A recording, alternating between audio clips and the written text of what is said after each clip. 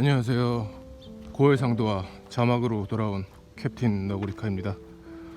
오늘은 4월 11일 토요일이고요. 원래 같았으면은 어제 날짜인 4월 10일 금요일부터 부활절 연휴가 시작되는 기간입니다. 굿프라이데이라고 해서 금요일도 휴일이고요. 한국에서는 설날하고 추석이 제일 큰 명절인 것처럼 여기서는 부활절하고 크리스마스가 제일 큰 명절인데, 아무래도 현재는 코로나 사태로 인해서 도시 간의 이동도 금지되어 있고, 그 외에 꼭 필요한 이동 외에는 하지 말라고 권고되고 있는 상황이다 보니까 여느 때하고는 다르게 연휴 분위기가 별로 없는 편이에요. 오늘 날짜로 락다운 16일 차가 됐고요. 확진자가 늘어나는 수는 경감을 하고 있어서 이대로 4주까지 잘 지나면 락다운이 해지되고 좀 자유롭게 돌아다닐 수 있지 않을까 하고 기대를 해봅니다. 오늘은 뉴질랜드에 살면은 보통 뉴질랜드에 대해 가지고 좋은 이미지들을 많이 가지고 계시죠. 국가에 대한 이미지가 그래서 중요한 거고, 현실적으로 살게 되면은 잠시 여행을 하느라고 방문하는 게 아니라 거주를 하게 되면은 이제 마주하게 되는 여러 가지 문제들이 있는데, 그런 부분에 대해서 한국과 비교했을 때 뉴질랜드가 불편한 점, 이런 거를 좀 몇 가지 좀 짚어보겠습니다. 여행을 가는 거는 항상 좋을 수밖에 없습니다. 돈을 쓸어 가는 거고, 일을 안 하고 놀고 있고. 근데 그보다도 제 생각에는 여행이라는 특수한 상황 때문에 거기서 발생할 수 있는 불편한 점들을 어느 정도 감안을 하고 감수를 하게 됩니다. 그리고 좋은 것만 보게 되죠. 예를 들어서 내가 평소에 쓰던 컴퓨터가 안 가지고 와서 호텔 방에 없다고 해도 한 1주 2주 후면은 원래대로 돌아가니까 그거 가지고 여행에서 불편하다고, 컴퓨터가 없어서 불편하다, 여행을 온 게 싫다라고 하시는 분들은 아마 없을 거예요. 근데 여행이 아니고 계속 거주를 하게 되면 그런 사소한 불편한 점들이 집으로 돌아가면 끝나는 게 아니고 계속 매일매일의 생활 속에서 마주해야 되는 문제로 바뀌게 됩니다. 제일 먼저 떠오르는 거는 한국과 비교했을 때 불편한 점이라면은 생활의 편의성. 이 생활 편의성이라는 건 굉장히 넓은 범위에 적용되는데요. 제일 먼저 떠오르는 거는 역시 편의점, 택배 이런 거. 한국 같은 경우는 편의점이 정말 많죠. 저 살던 동네만 하더라도 집 앞에 나가면은 편의점이 바로 요 앞에 하나, 저 끝에 하나 뭐 하는 식으로 시선이 닿는 곳에서만 뭐 2개, 3개 이런 식으로 있을 정도였으니까요. 24시간 영업을 하고 필요한 거는 뭐 언제든지 엔간한 거는 다 구할 수 있는 그런 환경이 되어 있죠. 택배 같은 것도 한국은 택배 비용이 2,500원으로 제가 알고 있는데, 큰 문제 없으면은 대부분은 다음날 배송이 되더라고요. 한국 떠날 때 아마 앞으로 제일 그리워하게 될 사람 중에 한 명을 택배 아저씨라고 생각을 했을 정도니까 정말 편합니다.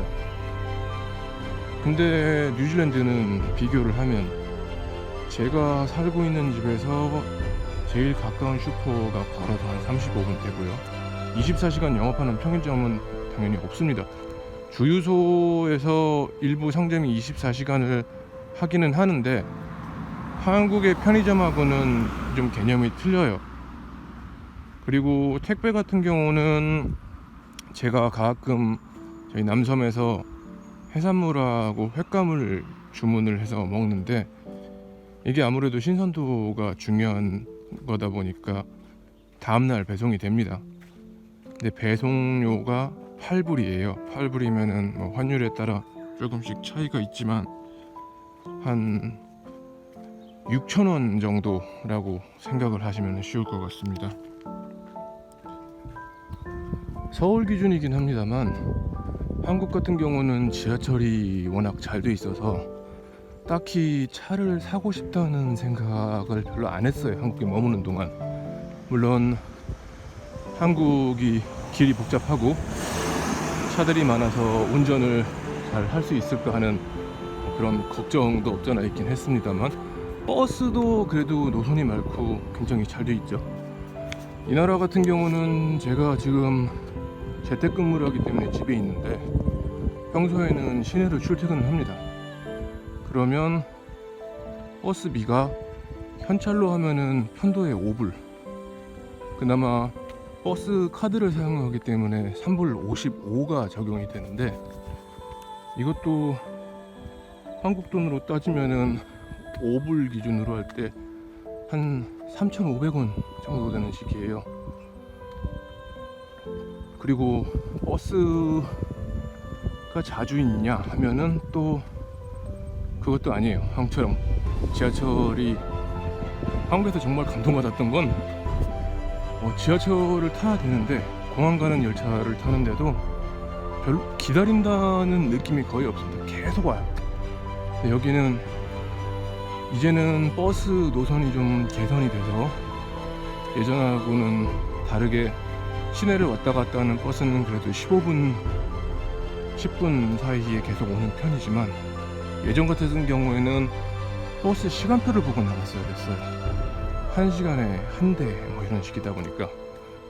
그리고 저는 지금도 출퇴근하기 위해서 집에서 한 25분 걸어서 버스 정류장까지 걸어가고 거기서 또 한 30분을 버스를 타고 시내로 갑니다.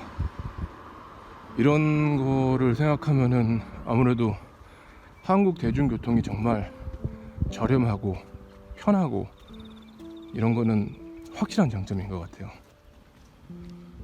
그리고 또 떠오르는 부분은 서비스에 대한 것.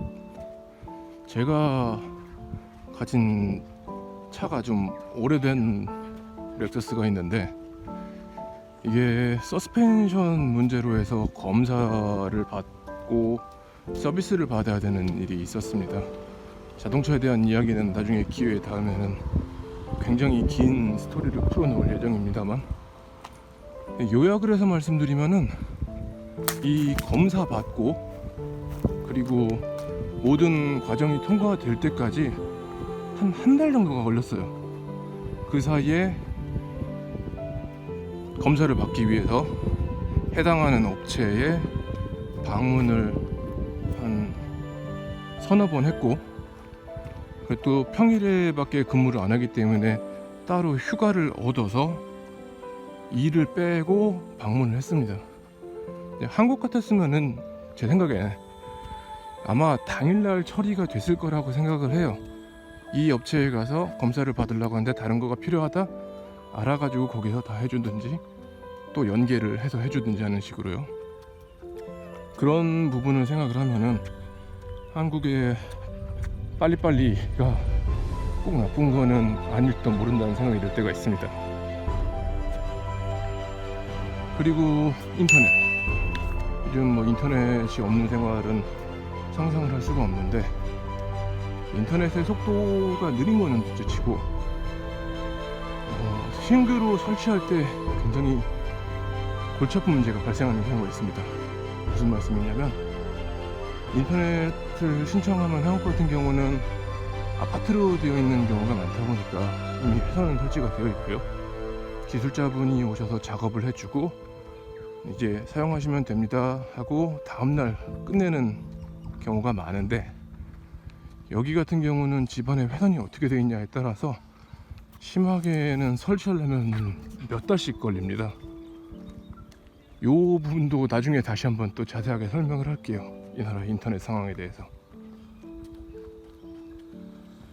두 번째로 생각나는 부분은 물가에 대한 거. 한국에 비해서 물가가 많이 비싼 편이에요. 물론 단순히 물가만 비싼 건 아니고 임금 같은 것도 최저임금도 여기가 더 비싸긴 합니다. 한국 최저시급이 현재 8,350원인데 이 나라 같은 경우는 지난 4월 1일자로 또 올라서 18불 90입니다. 한국 돈으로 치면은 약 14,000원 정도인데요.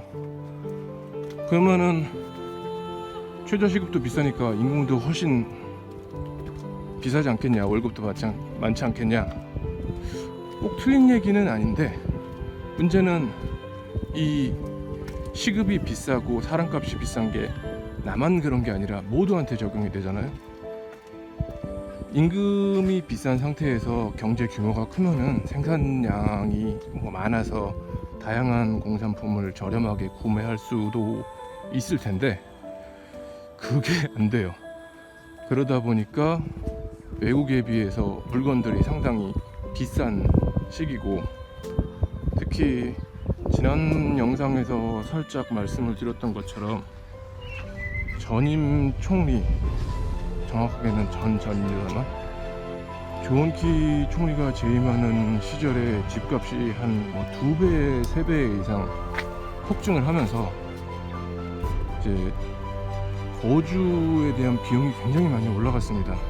여기서도 좀 여러 가지로 사회에 문제가 되고 있는 편인데, 그러다 보니까 이 나라는 전세가 있는 것도 아니고, 만약에 집을 빌린다고 했을 때 집의 크기에 따라서 당연히 가격의 차이가 있겠습니다만 방 2개, 3개 이런 집을 빌린다고 하면은 최소 주에 한 500불 정도는 들어요. 그러면은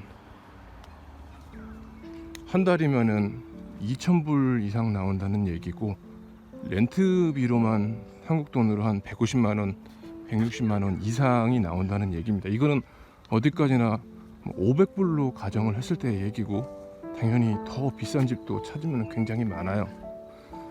청년 주거에 대한 거는 뉴질랜드 뿐만이 아니라 한국에서도 여러 가지로 문제가 되고 있는 상황인데, 이 나라에서도 현재 진행형입니다. 세 번째로 이야기할 수 있는 거는 심심하고 외롭다는 점이에요. 뉴질랜드에 사는 교민들끼리 하는 평가로 한국은 재밌는 지옥이고 뉴질랜드는 지루한 천국이다 라고 하는 이야기를 하는데, 어느 정도는 맞는 말이라고 생각을 합니다. 할 게 별로 없어요. 한국 같은 경우는 제가 있을 때 시계 동호회 활동도 해보고 롱보드 모임에서도 활동을 해봤는데, 특별히 약속을 잡지 않더라도 롱보드 같은 경우는 이제 보라매 공원에서 탔는데, 공원 쪽에 가면은 항상 보드를 타는 사람들이 있었어요, 저녁에. 그렇기 때문에 심심하면은 아무 때나 가서 사람들을 만나고, 그리고 끝나면은 술을 한잔 하기도 하고 하면서 어울릴 수가 있었는데, 이 나라 같은 경우는 사람을 만날 수 있는 기회 자체가 굉장히 적다고 해야 될까요?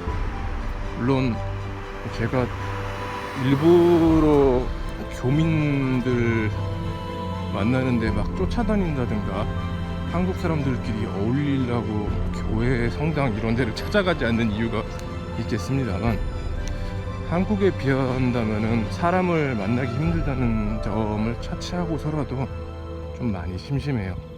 물론 이제 여름에는 서핑을 하기도 하고 그런 종류의 아웃도어 스포츠를 즐기는 분들이라면은 정말로 취향에 맞는 곳이 또 될 수도 있고요. 이런 종류의 얘기들이 어디까지나 이제 개인 차가 있기 때문에 절대적으로 이렇다라고 말씀을 드리기는 좀 어렵습니다. 제가 말씀드린 것도 개인적인 경험에 기반해서 제가 볼 때는 이러했다라는 이야기고, 제가 여기서 언급하지 않은 부분을 다른 분들이 생각을 할 때는 난 뉴질랜드에서 생활할 때 이런 게 제일 불편했는데 라고 생각을 하실 수도 있고, 반대로 제가 이야기한 부분에 대해서 다른 분들은 나는 그런 부분에 대해서는 전혀 문제가 없는데 라고 생각을 하실 수도 있습니다. 그냥 제 개인적인 의견이고요. 그리고 그러면은 뉴질랜드에 살 때 제일 크게 불편한 점은 언어는 어떻습니까? 라고 말씀을 하신다면은 그 부분은 여기서 거주를 계속 하면은 배우게 되는 면도 있고, 그리고 그거는 되게 뭐 호불호의 영역으로 가릴 수 있는 거가 아니고 결국은 감당을 해야 하는 부분이라고 생각을 하기 때문에 뭐 언어에 대한 부분은 빼도록 할게요. 오늘은 이렇게 뉴질랜드, 한국 비교해서 몇 가지 불편한 점들을 좀 이야기해 봤고요. 다음번에는 상대적으로 뉴질랜드에 살면서 좋은 점은 뭔지에 대해서 좀 이야기를 해보도록 하겠습니다. 그러면은 오늘은 여기까지 할게요. 안녕.